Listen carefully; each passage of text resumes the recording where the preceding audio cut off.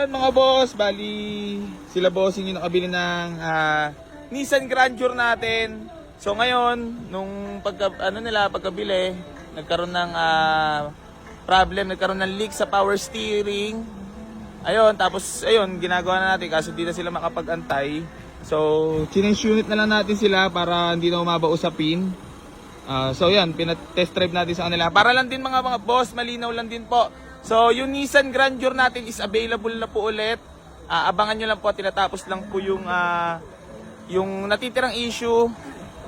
Wala naman may kagustuhan yun mga boss at biglaan lang naman yung pangyayari na yun.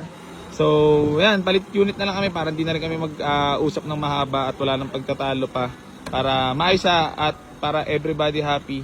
So ayun, maraming salamat po Kasi ang gusto mangyari ni boss is repan. Sabi ko boss, hindi ubra yan kasi nagpapaikot lang din tayo puhunan, iba-iba yung may kanya. Siyempre may mga kagrupo tayong mga nag-unit katulad yan. Sa kagrupo natin yung unit na yon.